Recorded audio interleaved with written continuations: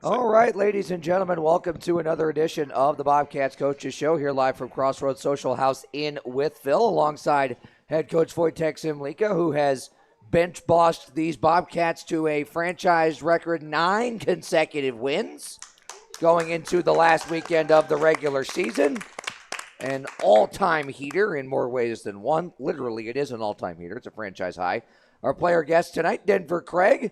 Welcome to the program, sir. How are you? Appreciate it. Thank you. Good to have you after a solid weekend semi overall for you guys against a Biloxi team that, we said going into it not to be taken lightly, and you guys made sure to take care of business over the weekend.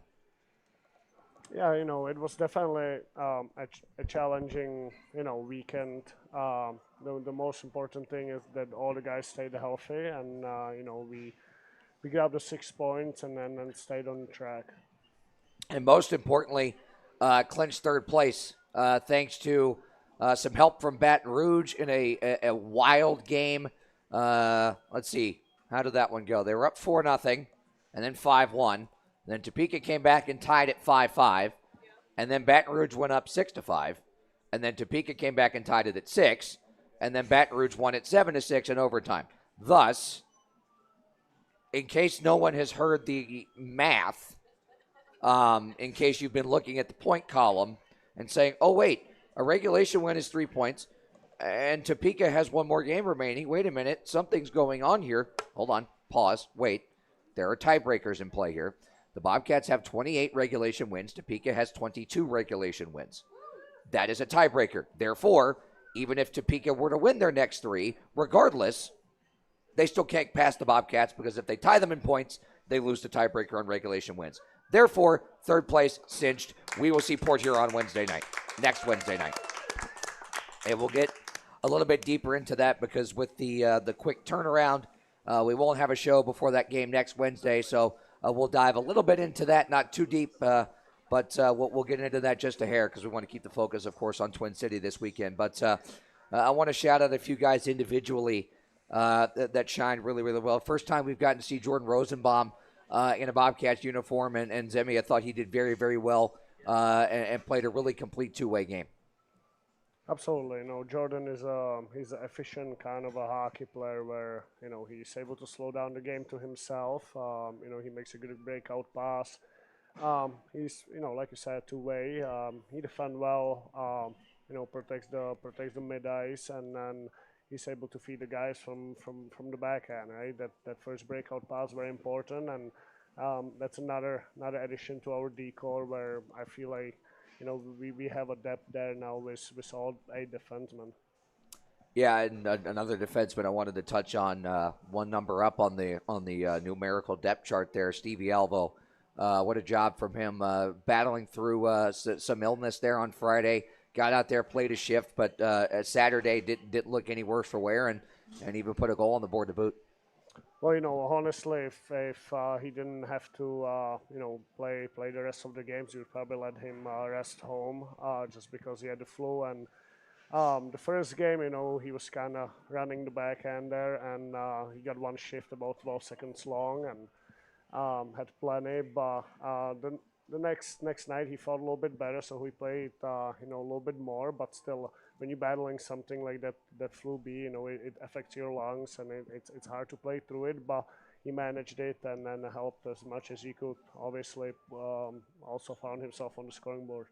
Yeah, and there were a lot of guys that put up multi-point efforts, specifically the captain, who now has a new career high in points with 60 on the season.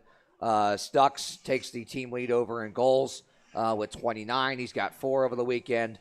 Cozy's almost up to 50 assists now. Daly had a multi-point night. Carson Andreoli getting involved as well. When you look up and down the score sheet, just more than we can name right now as far as who chipped in this weekend. Absolutely. As you said, you named multiple guys, right? It was all team effort. It's not one or the other guy. Everybody chipped in. Very, very happy for all those guys. Danny since he became a Bobcat, he had some really good season in this league, but since he became a Bobcat, it seems like it took off for him the career too. And with Stuxy, right now it's being his second season. With 29 goals, that's very impressive. Um, we know Cozy's playmaker, but again, every guy, again, we can go from top to the bottom on the roster, and all the guys are contributing in different ways. Yeah, and even guys that maybe didn't show up on the score sheet. Denver, for instance, you were able to create a lot of havoc there offensively, and it's something that Zemi and I have talked about a lot. So, kind of take us through your mentality out there on the forecheck and your mindset, and just nobody's going to get you off the puck if you can help it. It's different. There's no really mindset. It's just kind of like even playing with Danny and Gally. They do a lot of work too, and they work hard. And we all three of us work hard when we get on the ice, and we know what we're gonna do. And Semi gives us one hell of a plan when we're in the room. You should see that board when we walk into the room on game day. It's full. He asks for more every day, but Yeah, he asks for more dry erase board every day. Yeah. It's yeah. Can you add like an extra inch to that? I don't know if there's enough wall space for that. Yeah. Yeah. Denver's right. That board is pretty full, and those plans are pretty well thought out and pretty well executed. But your line, Denver, you're out there, of course, with Danny and Gally, and you guys were able to kind of really start off the weekend. It was an odd sequence, but one that I think really set the tone for the whole weekend in terms of, yeah, it was a bit of an odd way in terms of the way that Gally got possession of the puck on that goal, but what goes into that before that was the effort on the forecheck. Yeah, like Gally, he's quite the weapon. He finds his way in front of the net there, and he hammers her home. But yeah, just the work of what we do in practice before and everything leading up to that leads us for success. Yeah, probably my favorite goal out of the 14 total on the weekend, which, by the way, yes, I still have a voice somehow. We joked Saturday before the game that Mike Mercurio's prediction was going to blow out my vocal cords, and he was nearly right. Mike was like, yes, that was exactly my concern when I made that prediction. Anyways, probably my favorite goal of the weekend was the second one on Friday night when Gally makes that play at the red line, and he and Damon come back the other way. I mean, about as pretty a give-and-go sequence as you can draw up. The guys, honestly, it was one of my favorite goals too, and just because how the first night, talking to the guys the next day during our video session in the morning, that's what the first thing I mentioned. I said we did a really good job back checking and playing away from the puck, and that put us for a success with the puck. So that's the habits where it's sometimes hard to force yourself to have playing at teams like this, but again, all the guys, they were focused. They had that mindset that those games are important, but we're playing for more, and we gotta make sure we're playing the right way, and that was a perfect example. Gale is he's a workhorse. When his acceleration from 0 to 100 is unbelievable, and then most of the that whole line, they like Denver said, they just work. They outcompete teams, and it's like playing against 10 out there. They're first on the forecheck. They get first back in the D zone, and on top of that you add their hockey IQ and it being the capability of able to make a play. It's when you put all that together, it's really dangerous line.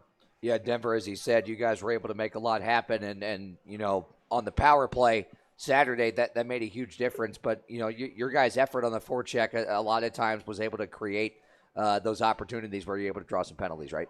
Yeah, like I got a good amount of speed when I'm coming down the wall sometimes, and it gets the D thinking sometimes, and sometimes they just have to haul me down. And if I chip the puck by, they can't really let me by, but hold me up.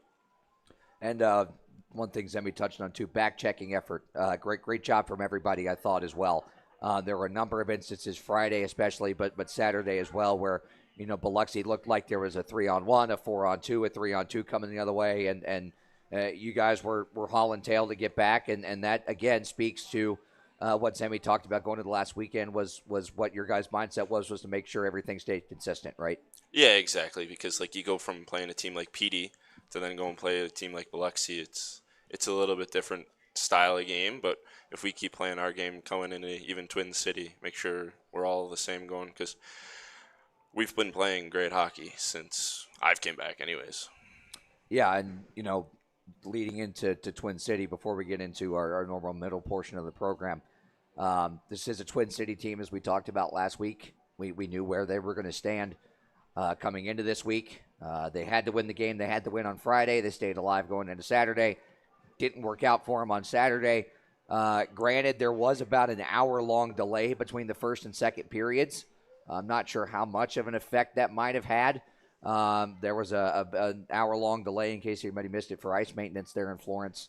But Twin, I think it was 1-1 at the end of that period, and then PD found the momentum there in the second after that long delay. But this is a Twin City team that, as you said, Zemi, regardless, you guys are both still playing for the win in the season series, and that's something that now that they're eliminated from the playoffs, that's a victory that they're more than certainly going to try and take. Absolutely. I watched the first game between PD and Carolina or Twin City in Winston-Salem, and they played a great hockey game all the way around. 60-minute hockey.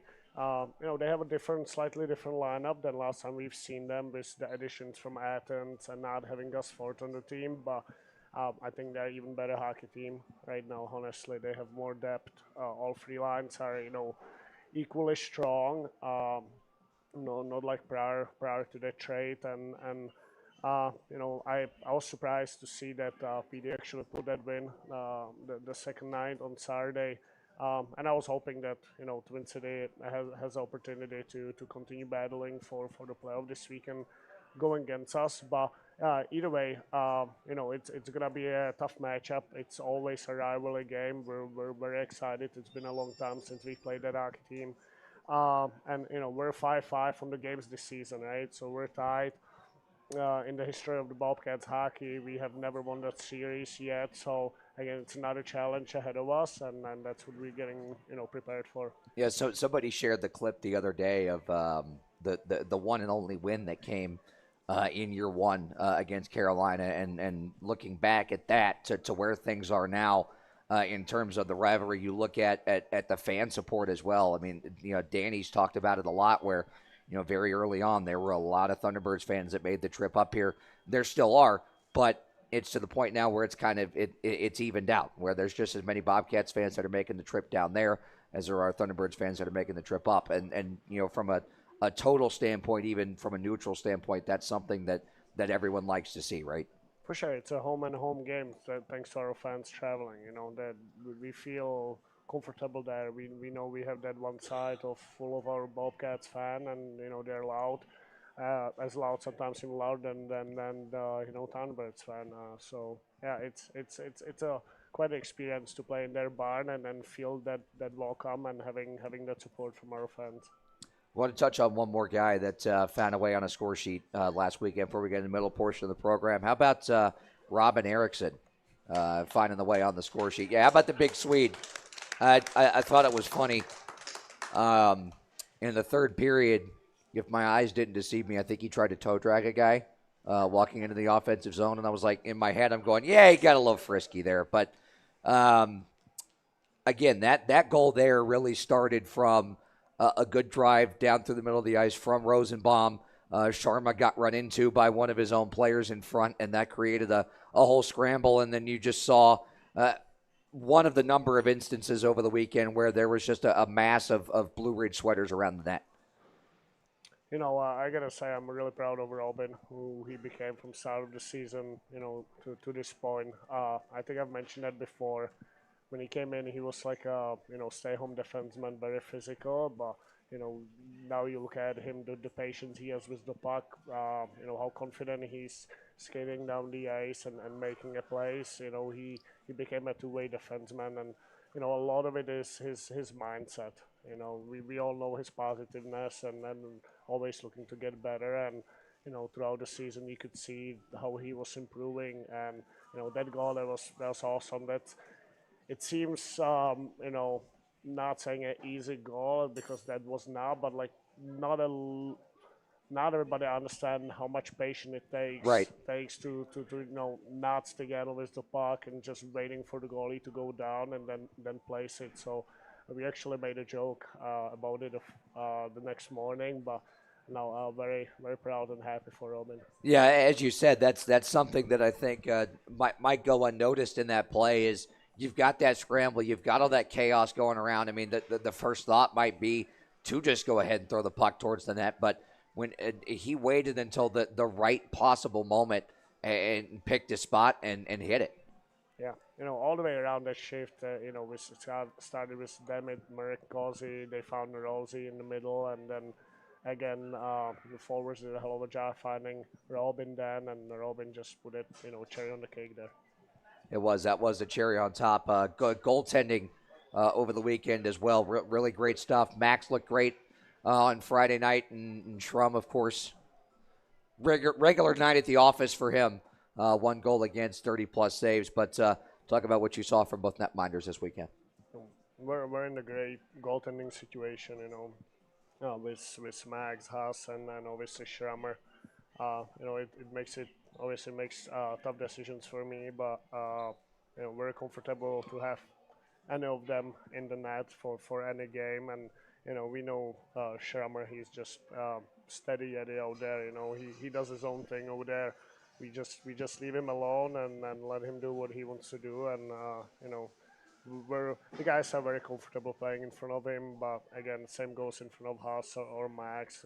Like I said, we're in a really good situation there with goaltending. Yeah, before we get into the middle part of the program here, Denver, talk about the confidence that you guys are able to play with as forwards, knowing not only you've got a strong defensive group behind you, but you've got one of the best goaltending trios in the league right now. Yeah, like it's pretty cool to play in front of them when we're forwards, you know what I mean, and have that confidence when we're coming back and to help them out. And the biggest thing it comes down to is communication. And Strummer loves to communicate and tell us, if we're doing something wrong, we'll find out. Even Zemi will tell us, you know what I mean. So we'll figure it out and we'll go to war for each other. Yeah, that was something I was going to ask about too. Was that's something Strummer has done a lot of since day one. Is he's not afraid to communicate strongly, and that goes a long way to you guys, I'm sure. Yeah, exactly. Because sometimes we don't see stuff on the ice, and he's sitting back there and he can see it all. You know what I mean? So it really helps. So let's go into the middle part of the program here. Denver, your first time on the show with us. So walk us through your playing background coming up from the Ontario region, and what brought you here to Blue Ridge. So I played just AA hockey when I was growing up. I never played AAA. Then I hit U18. I played my first year AAA. Then just played juniors, just local, nothing crazy. And then I made a decision I was going to go to college. And my buddy was out of college. I was like, okay, I'll come. Didn't really do my homework. Wasn't really what I wanted to do. Hockey was not really emphasized there too much, which is fine. Then went back to junior, still had one more year left. Played there last year, actually in California, so it was a pretty cool experience.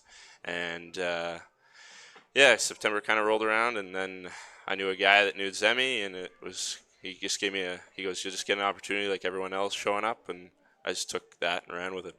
Yeah, and Zemi, it's from the start. I mean, there were things about Denver that all of us noticed right away, and it's been great to have him back in the lineup, I'm sure. It's been said before with Denver when he came in. You could definitely see that he was one of the hardest workers on the ice. As a young player, obviously with his size, had a great shot. And with where we were at the start of the season, and we had some depth. We made a decision that it will be the best for Denver and his development to go in Indiana, where he's gonna get more opportunity and more ice time. And I think that was the best decision for Denver and for all of us, because I don't think Denver will become the player he is if we would just keep him here, if I say it that way. But we also knew that there is the good opportunity to possibly bring him back, and when we had the opportunity, Denver knows more than anybody else how hard we tried to get him back, and wanted him to come back because we know what the impact he can make on this team. And just the way he plays the game. You know, I mean, everybody can see it who's watching the games. You know, he's talking about his speed. I don't think the size of the ring is big enough for him. You know, I think he can get a more speed if the ice is a little bigger. You know, a little deeper. So, but again, you know, the little things as he loves to get in front of the net. He loves to take the pucks to the net. You know, he'll hit, he'll block the shot. Just you know, team first mentality guy, and you know, playoff style of the player. You know, he's got a dog in his body, and then you know he will give you his 100% every time he'll step on the ice. Yeah, it's something Denver that Zemi and I have talked about a lot is just the effort that you put forth out there. I mean, it's you're at 70 seconds into a shift and you haven't let off the gas, and that's something that I think bleeds off to a lot of the rest of the guys, right? Yeah, and I get a lot of my work ethic from my parents. They raised me pretty right, starting work at a very young age, and just kind of built from there. I used to used to go plow snow and then go play a hockey game that night, and work 15, 16 hours and then go play a hockey game back home, and it was a grind, but that's made me who I am today. Yeah, I was gonna say it's full circle. It all makes sense now. Yeah. But talk about how excited you were to come back to this team, knowing the position they're in, playoff push, and you've got a real chance here to try and go win a championship. Yeah, so I was in Knoxville when I was here nearby, and then they put me on team suspension and released me. Guys came back and called Zemi, and he was excited to have me back, and I was excited to come here and win a ship. That's what we want to do. Zemi, the conversations with Denver, I'm sure, really emphasized that he's going to be a big part of this push down the stretch. Yeah, the conversation happened before even Denver went to Knoxville when he was still in Quad City. We kind of, with the future considerations we had there with Indiana, we knew that we would like to bring Denver back, and so it's been a long talk there, and just making sure that that's what Denver wants and that we're on the same page on that. But everything ended up the way we want it, and then now Denver's here, and he's ready to lead his team to a championship, and that's what matters. So let's get into our middle teammate portion of the program. I'm going to ask you 5 questions about your teammates. You are allowed to throw them under the bus if it's necessary. So we ask this every week, even though we already know the answer. Question 1, who is the biggest eater on the team? I got to go with Bobby. Bobby, he eats a good amount. I hang out with him a lot, even when I was first here.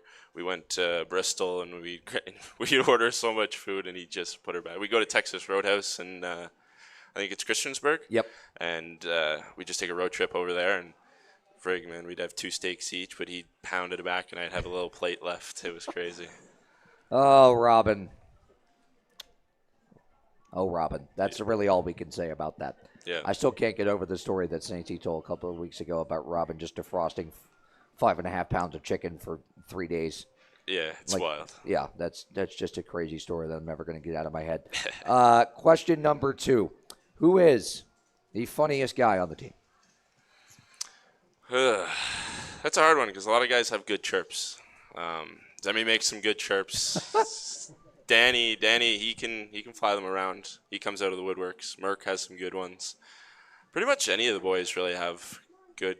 They're pretty funny all the way around. Yeah, I think all the way around this is that a fun group, I think, would be the key word. Yep. Question 3. Who is the cleanest roommate? Ooh, my neighbor is Demon. He keeps her pretty clean. It's pretty messy. Russians. Some rooms are messy, but his is superb. It's clean. Squeaky clean. I'm sure Nikita's is pretty much the same. I'm sure they're on the same page with that as they are on the ice. They probably text each other. They're probably communicating on cleaning supplies and purposes and all that kind of fun stuff. All right, Question 4. It's Masters Week, so you got to pick a group of guys, teammates, to go play around at Augusta. Ooh. Well, I'll give Bobby, he'll be on there. He can swing the sticks pretty good. The goalie Max, I've heard. Yeah. he goes out to golf. Um, who else? Maybe I'll throw Schrummer in there. He wants to go golfing. I don't know how good he is. I haven't seen him golf. Yeah. I've heard Schrummer thrown into a lot of these quote unquote other sport answers. He comes up in basketball a lot about having an elite 3-point shot. Really? Yes. I don't know if I trust that, but maybe. Yeah, he comes out of I the haven't woodworks. seen it, so Yeah. I don't know. Yeah. I've only heard. Rumors flying around, maybe. Yes, I've heard that he's pretty lethal from beyond the arc, but I could be wrong. News to me. I didn't know that. Yeah, I mean, again, I haven't seen it play, but I'd love to. Yeah. Question 5. We're going to bring this one back. If you and one teammate were stuck in a zombie apocalypse, who are you trusting most to get out of it alive? I don't know. Maybe Dennis, because Dennis can. He's take the mixed martial arts there. Yes. He could throw it around. He's pretty taking good. the ring combat training. Yeah. I'd give it to Dennis, maybe. I think, aforementioned, I think Saintsy might be making a trip there after the end of the game Saturday. That kind of surprised all of us that he was kind of the first one into that whole fray there. But, yeah, good pick. You described Dennis in that situation better than Robin did. Robin said he would sacrifice Dennis. You could do that too. Yeah. So, hey, I didn't say that. I just said the good part. No, you did. You just simply said that was an option. Yeah. Yes. Robin said flat out he would just sacrifice Dennis. So we know where Robin sits on that front. But yeah, good stuff all the way around. Dennis is a solid answer to that. 6'6", long strides. Usually the answer is either Marty or Merck. Marty because of the heavy artillery he possesses, or Merck would just be so mad that the apocalypse was happening to begin with that he would just move through anything in his path. True. So very true. both of these are solid scenarios. So let's move on to this weekend, fellas. As we said, 5-5 on the season series, Emmy. And Denver, for you, it's a rivalry that you were a part of at the beginning of the season. Of course, both squads look a lot different than they did in those meetings in November. But I'm sure even at that time you got a sense of what this rivalry's like. And especially at this point in the year, it's going to be a lot of fun to be a part of.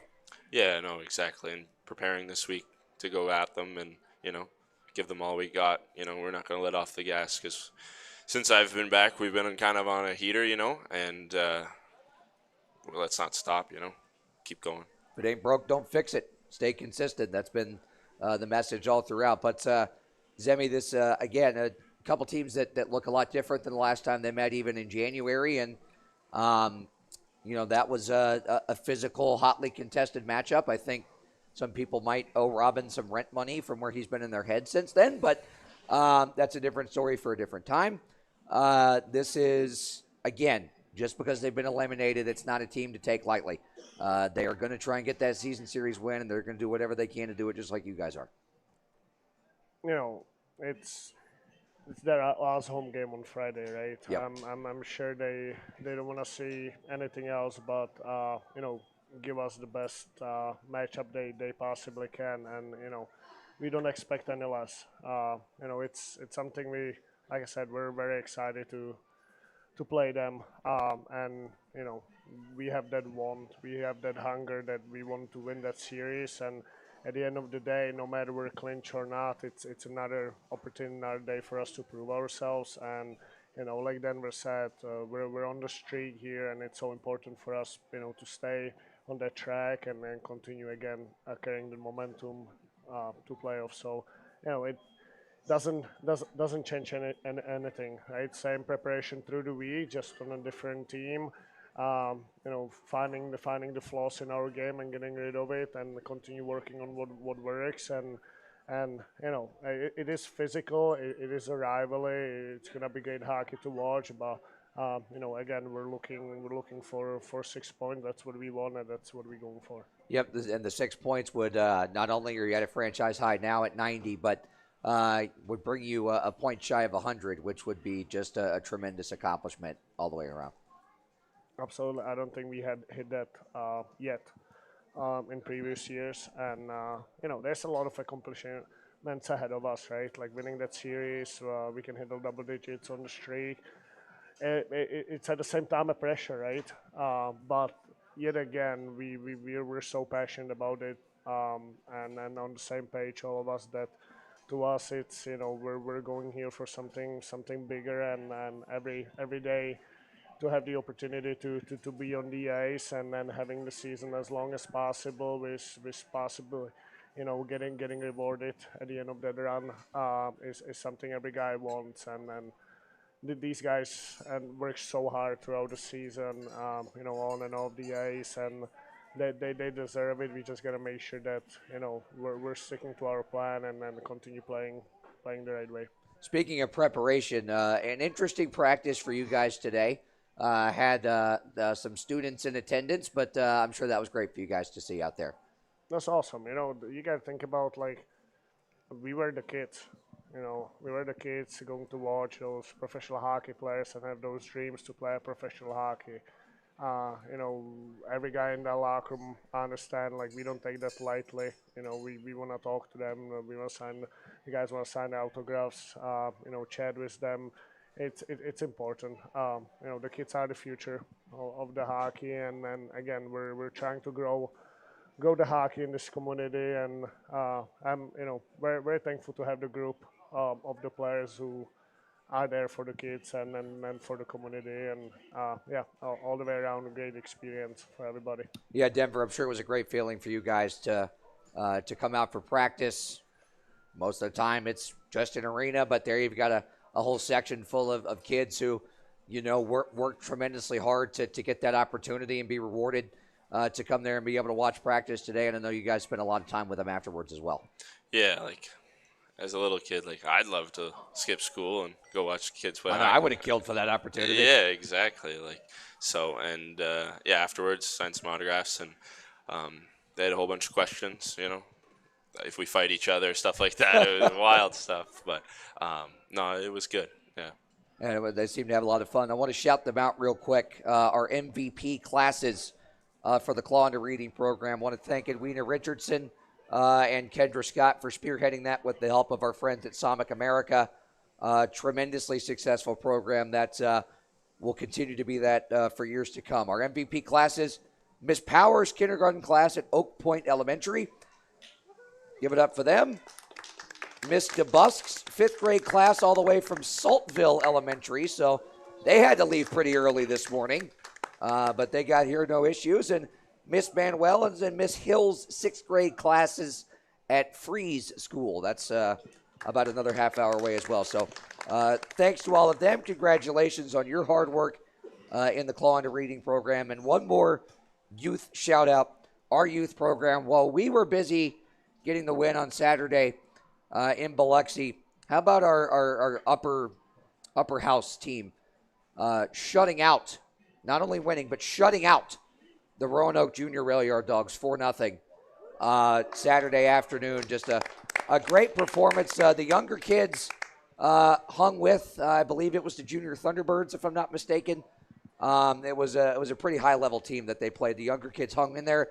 A game that they lost, I think, 12 or 13-1 last year at the same tournament that we host here at HEA, and only fell 4-3 this time. So if there's ever such a thing as a moral victory, it's that. But Zemi, for you, I mean, you've worked with a lot of these kids. You've seen a lot of these kids.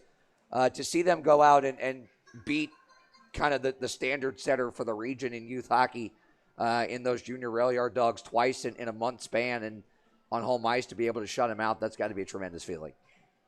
Everybody should see the improvement all those kids made from when the first time they put skates on their feet to now, and a lot of credit goes to everybody who was involved, all the youth coaches, and everybody in charge of it, and obviously parents and everybody, players working with those kids.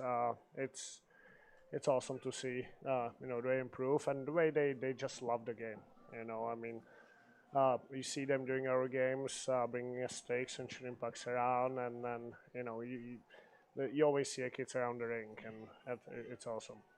It's when it's late in the day, we're all getting ready to leave for the day, and the kids are getting ready to go out there for their practice. if they see me, it almost weirds them out because they don't see me in street clothes that often. And I've had a number of them yell at me, "You're not wearing a suit." And I'm like, "Well, I don't wear one every day." It's like Denver doesn't wear, full gear home every day. But that's, I think, what's awesome is those kids know each and every one of us, from the players down to every one of the staff members, and are not afraid to come up and say hello. And I think that's what makes being a part of this area so special. No, and they shouldn't. It is our duty to be there for them and to give them the time. Right. That's the most important thing.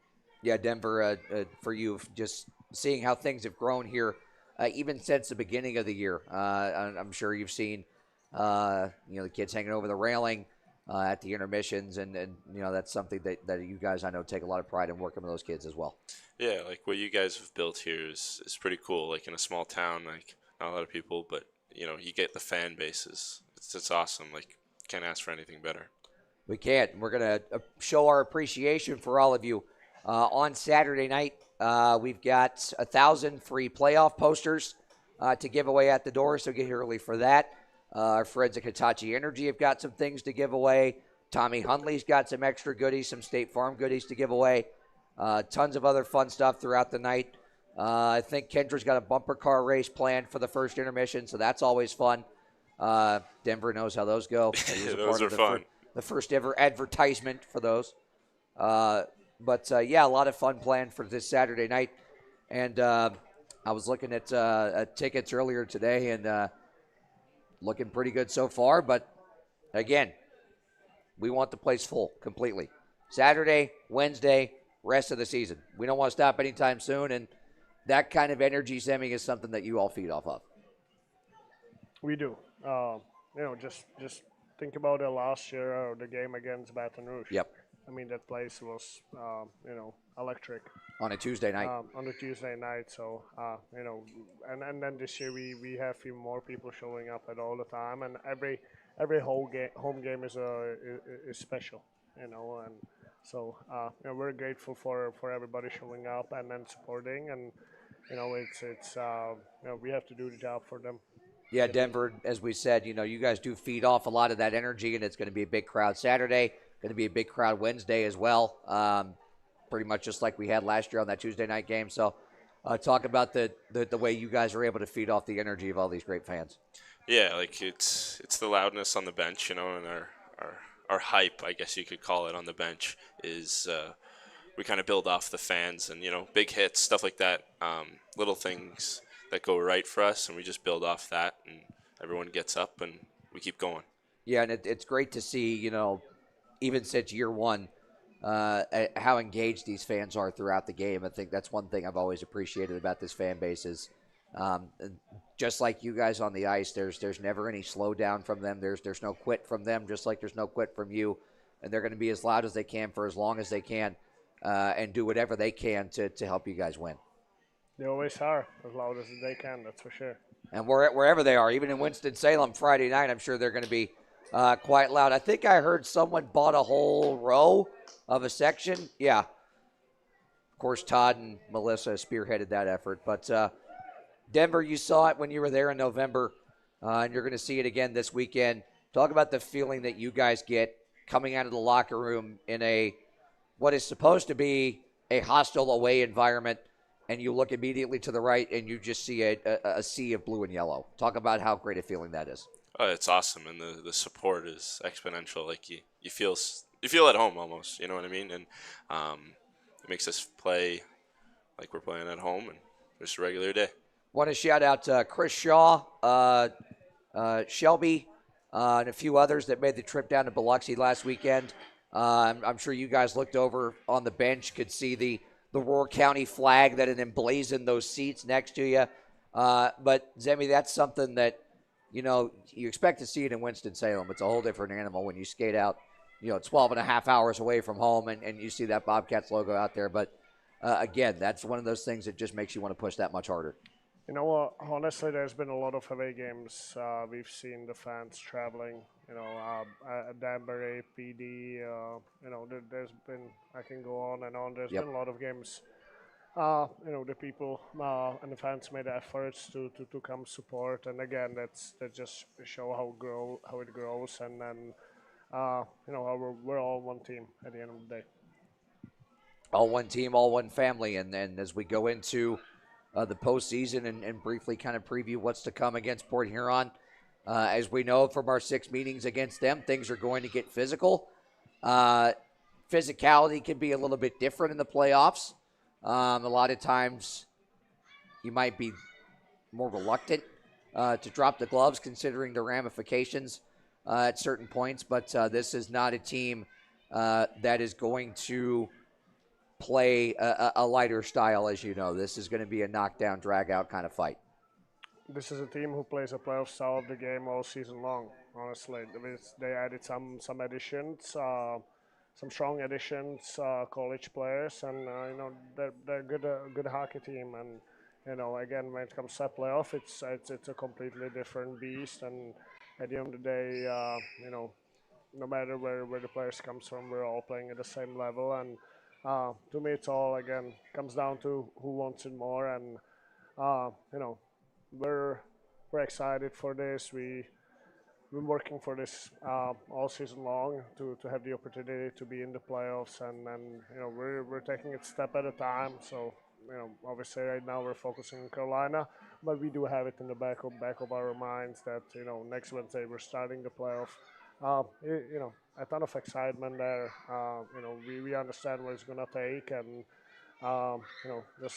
just put that plan and execute that plan. And uh, uh, I believe that we have a really good chance there with the team. We all know that we're very confident will be confident going in that game, and especially starting home. I don't think it's any better than starting a first playoff game home in front of our fans in our barn. That give us a great opportunity there to show up and be the first one and carry the momentum in Port Huron. But play that team, it's gonna be physical, like you said. They try to get under the skin. They have that old school style mentality of a hockey game, and that's what we gotta embrace and play the same way. Yeah, Denver, it's a Port Huron team that, again, not to look ahead too much, but it's a team that you've seen plenty of, both with your time here in Blue Ridge and with your time in Indiana. So, it's a difficult team to play against, but as Emmy said, you guys have what it takes in the room to get the job done. Yeah, we do. We have so much depth on this team. It's actually crazy, and it's a clean slate going into the playoffs. Right? It doesn't matter if we lost to them 5 times and they won. You know what I mean? So clean slate going into it, and we know we can beat them. We just have to go to work and do it. Yeah, at the end of the day, it comes down to putting the work boots on. And Zemi, like you said, it comes down to it's ultimately who wants it more. And as you said, it's something I've touched on quite a bit as well. It's really an advantage for the lower seed in these best of 3 series to get that first game at home. You get the travel day in between there. And you have the ability to steal that first game on home ice, and it gives you a huge leg up going into the next 2. It can go either way, right? If the advantage is actually playing a first home game or not, but all we have to worry about the first game of the playoff. All we have to worry about this weekend against Twin City, and then about the first game, and let's get the job done in the first game, and then worry about the next one.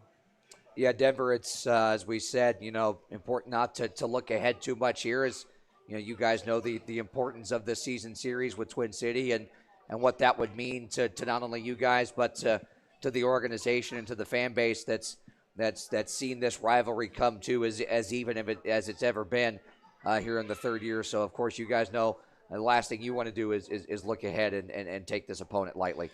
Yeah, no, exactly. It's like hockey player, you got to take it shift by shift. You can't worry about the next game or whatever. You just got to worry about your next shift, and that's all you can control, right? Yeah, and Zemi, quickly we'll touch on this Twin City team.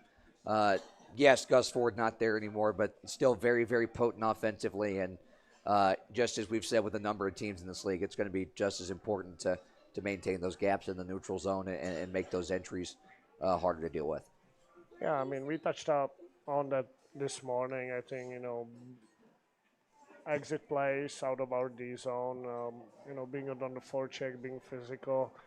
At the end of the day, like we're playing, you know, playing good without the puck and managing the puck well, and not overdoing it. Playing simple and putting ton of shots on Babic, who's a one hell of a goaltender. Make sure we're getting some traffic in front of him. We played a team, so many times this season, and as an organization, we played a team so many times that they know us, we know them, right? But it usually came down to who just competed harder and executed in those opportunities we get. So yeah. Yeah, Denver. Final thoughts from you. 3 keys to victory this weekend. Keep it simple, work hard, put the puck in the back of the net. Easy enough for me. Tell me what you got. Special teams, physicality, definitely, and last one, I'd say puck management. Sounds good to me. Remember, fan appreciation coming up on Saturday. Also, since he's in attendance, we want to give him a shout-out. Cece over here, who drove us down and back to Biloxi. Tremendous job from you, sir. Great roommate, too, by the way. Thanks for having to deal with me. My apologies. You had to put up with me for 2 consecutive nights. Well, it depends on who you ask, but yeah, Zimmy, I'm a terrible roommate. But it is what it is. Want to give, of course, Cece a shout-out and everybody that's been there to support us this season.